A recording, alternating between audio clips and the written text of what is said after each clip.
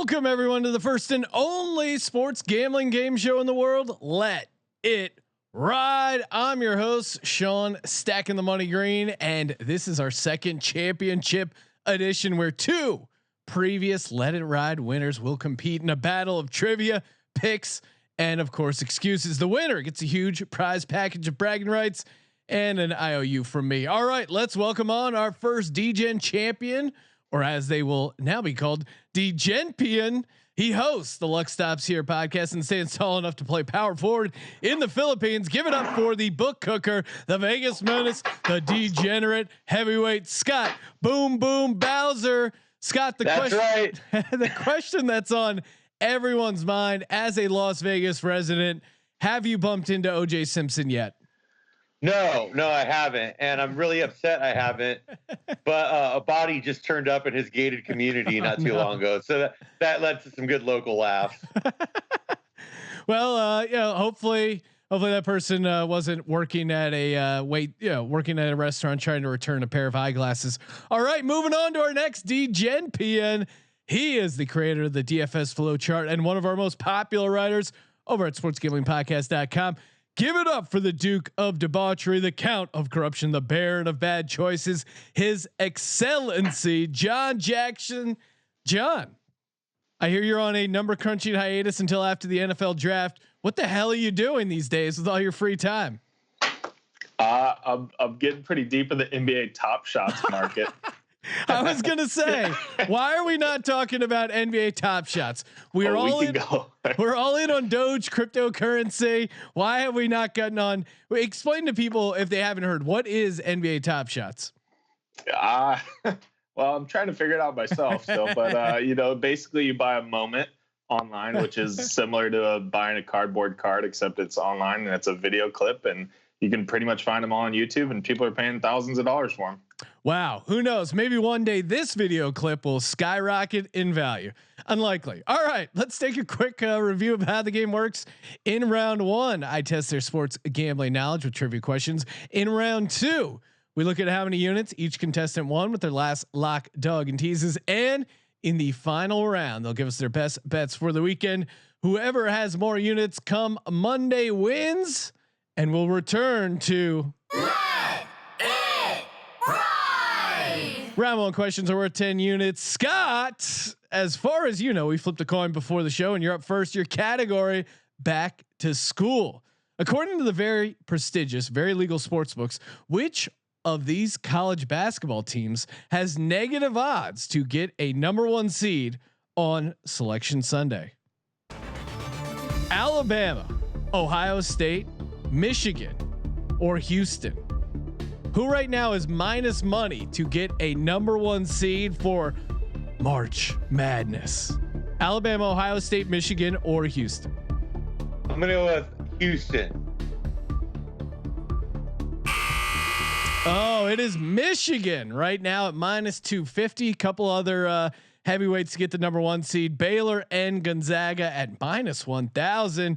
John, you're up. Your category: getting defensive. Which guard has lower odds for Defensive Player of the Year than Anthony Davis, Giannis, and Joel Embiid? Lower odds to win it all for Defensive Player of the Year. Your choices are Ben Simmons, Marcus Smart, Patrick Beverly, or Jaylen Brown. Ooh, that's a tough one. Toss up between Brown and Simmons, but I think Simmons is a little bit better defender. I'm gonna go Ben Simmons. Correct, Ben Simmons. He's only right now he's plus 500, only behind Gobert and Miles Turner as favorites. Will be the first guard since Gary Payton in 1996 won the award for Defensive Player of the Year. Why are the Sixers not winning every game? We have Joel Embiid, we have Ben Simmons. He can win Defensive Player of the Year, but he can't make a foul line jump shot. I can make a foul line jump shot. What is going on with this team? I mean, they're still playing really well, and Embiid finally lays off the Shirley Temple, drops about 40 pounds. We're still looking pretty good. Balling. Yeah, he's playing out of his mind. All right, Scott, you're up again. This category: there's no spine in baseball. In a totally degen move, which team cheated by hacking into the Astros database to steal scouting reports right before the Astros cheated by stealing signs? I have a feeling you're gonna know this answer, Bowser. But is it A, the Cardinals, B, Yankees, C, Nationals, or D, Phillies? It is the Cardinals. You are correct. Yes, when we wrote or when we were going over the script, and McKee has this question, I go, "Oh man, this is Bowser's wheelhouse: computer hacking for signs." This is something. This was a case he was all over. It didn't get a lot of media attention, but a lot of attention in the group text between me, Decker, and Bowser. Yeah, they're actually the only team ever to be investigated by the FBI, so that's pretty cool. Yeah, it is. It is insane. I mean, at this point, cheating is what makes baseball interesting. I think, right? Those are all the big storylines. Just let them all cheat. Come on, it's baseball. Oh yeah, it's more an activity than a sport. John, your final category. There is sign in baseball. Get it? which pitcher currently has the lowest odds in both the National and American leagues to win the 2021 Cy Young Award? Is it A, Garrett Cole, B, Shane Bieber, C, Clayton Kershaw, or D, Yu Darvish? Who is the lowest odds to win the Cy Young? Baseball is not my strong point. I feel like that I should go Kershaw here, but he's probably like a year or two away or outside of that. I'm gonna go Garrett Cole. You are on fire. Correct. Yeah, he's at plus 350. We got Shane Bieber at plus 400 and Trevor Bauer at plus 700. All right, you know what time it is. Wild card, bitches! That's right. Time for the wild card round. Totally random questions where you get to decide how much you're going to wager. Are you going to play it safe or are you going to Let it ride! Scott, how much are you going to risk on this next question? You have. I'm going to let it all ride. Well, let me finish your options. You have 10 units, but again, we have a line of credit here on Let It Ride, so you can risk more than 10 units, and you can go into the hawk if you lose it. So you may end up owing me units, but you have 10 plus you can wager more. How many are you going to wager on this next question? You know, let's go 35 then. Let's do my 10 plus another 25. All right. For 35 units, here is your question. Nikola Jokic, his most popular nickname is the Joker. We all know that one. But according to Basketball Reference, which of the following nicknames also refers to the Nuggets big man? Now, these are always hilarious. A, is it the Big Cha-Cha? B, Big Silky? C, Big Honey? Or D, Big Serbian? Which of these is, according to Basketball Reference, listed as a nickname for the Joker? The Big Cha-Cha, Big Silky. I'm gonna go with Big Silky. So close. It's Honey is Silky, and that's actually what he is. He had nicknames Big Honey. I guess Will Barton gave him that nickname during his rookie season because he's 7 foot tall and his game is sweet. Scott, we got to figure out what would your big blank nickname be? My Big Nasty. I like that. I can see you in the paint with a butt hanging out of your mouth. I like that. Scott also is the only guy I know who refers to cigarettes as heaters. And it's just such a great old school reference. I'll be right back. Got to burn a heater. All right, John. Now you're sitting. You have 10 or no, sorry, you have 20 units.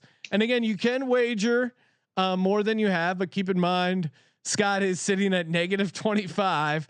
So I did see that. how many units are you looking to risk here? I'm just going to risk all 20. All right. For 20 units, here's your question. In 2003, Rush Limbaugh had a brief stint as an NFL commentator on ESPN, but was fired after saying one Pro Bowl quarterback is overrated because he's black. Which quarterback was he talking about? A, Donovan McNabb. B, Dante Culpepper. C, Jamarcus Russell. Or D, David Garrard. Who is the African-American quarterback that Rush Limbaugh is talking crap on back in 2003? That's I was a youngster back then. Wow, I am feeling real old. I'm gonna go McNabb. You are correct. Yes, and that McNabb actually did throw up after he heard the comments. Unlike in the Super Bowl, which we all know is urban legend, and he didn't actually throw up. Little known fact. As much as I like to give McNabb shit, he didn't actually throw up. All right, round one. Let's take a look at the scores. We have Jon Jackson sitting at 40 units. Scott in a distant second place at -25 units. Let's take a look at how he did in the past weekend. Scott, what was your lock, dog, and tease from the weekend? Well, my lock was Radford -4.5 over Gardner Webb, and that was a big L. And then my dog was Richmond over VCU. That was a big L. But my tease, Valpo plus Maryland and Kansas was a big win. So, all right, and so let's see. Your tease hit. That is 42 units minus the 25 units you owe me, and I won't take any points on that. So you're sitting at 17. It is Radford. Right. Radford and Gardner Webb also sound like names of a couple kids in a Silver Lake preschool. Where do they get these names? All right, John, what are we looking at for your lock, dog, and tease last weekend? Yeah, so I put all my action last night on the NBA. So I had Pelicans first half to cover the 2 points. I saw the Blazers were coming in off a late flight. They had some issues there, and Pelicans covered the first half -2, so that hit. They didn't win the game. Dame went crazy in the fourth quarter. And then my dog, I thought I had it locked in the bag, just a Pistons money line over the Bulls. But they ended up getting ran in the second half, and that one lost. And then my tease was Grizzlies down to -1 over the Thunder, another travel plane team. And then Denver Wizards over 228, which went to OT, and that easily hit. So I hit the tease as well. Yeah. Wow. The rare 2-team NBA tees coming through. So 67 units on top of the 40 units you already have, bringing you to a colossal 107. Now it's time to defend your bad beat. All right, Scott, why did you bet on Gardner Webb? You're on the clock. 10 seconds to explain. What were you thinking throwing Gardner Webb in there? Well, I texted Colby and I was like, "Who's the lock tonight?" And he gave me Radford, and I don't know, Radford. They seem like they're one of those teams that are usually like in that 14 seed range when they make the tourney, versus Gardner Webb's lucky to sneak in there as a 16 seed. So I was just thinking of it like that. All right, time is up. Okay, John, you're on the clock for the Detroit Pistons pick. Defend your bad beat here. I mean, honestly, I checked the score into the first half, and I thought I had it in the bag. And then, especially, I saw a tweet that the Bulls they swapped out 3 new guys to start the second half because they were doing so poorly in the second half or in the first half. And you're up by 19. It's inexcusable. You get to a point where the team swaps 3 starters and you still lose. That's unreal. All right, John. I'm going to check with the judges here. One of you guys decided to throw Colby Dant under the bus, and for that, you are a winner. Scott gets those 10 bonus points, bringing you to 27. Sorry, John. We weren't looking for a reasonable answer. We were looking just to make fun of Colby.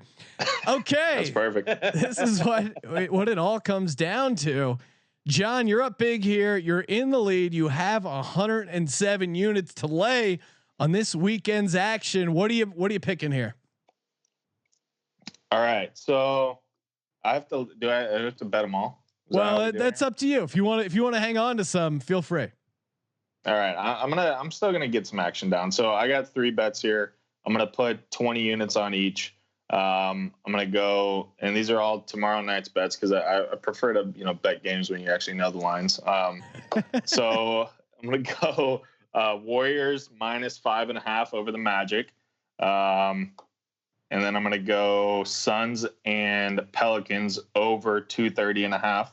I think the Zion and the Pelicans are on a bit of a tear here, and I think that's gonna be a high scoring game. And then a little bit of a dog here, but I'm not going to go full money line. I'm going to go Thunder +10.5 against the Bucks.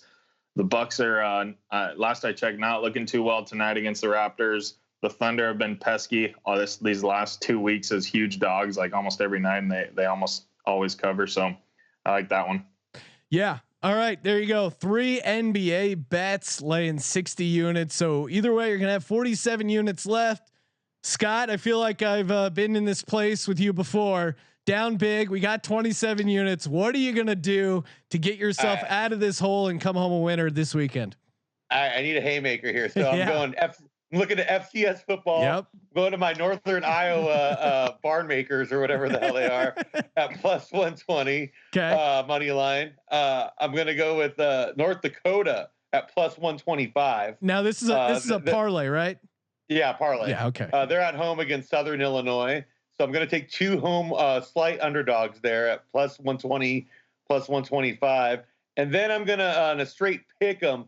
I'm going to go with the Tarleton State Texans at -110 against New Mexico State. I'm going to wrap it up with that 3-team. And you know what? Just because you got the jersey, Sean, let's sneak throw Austin P, the Govs. Let's throw Austin P at -6.5, -110 there. All right, that's a good price for Austin P. So if that hits, I have a feeling you'll probably win. If not, it looks like John will probably move on. That'll do it here for us at Let It Ride. Please subscribe to our YouTube channel over at sportsgamblingpodcast.com/YouTube. Subscribe to the Luck Stops Here podcast with Scott Bowser, and of course, go to sportsgamblingpodcast.com for all our free picks and coverage. For Let It Ride, this is Sean Green reminding you to help control the betting public. Have your degens spayed or neutered. You don't have a problem.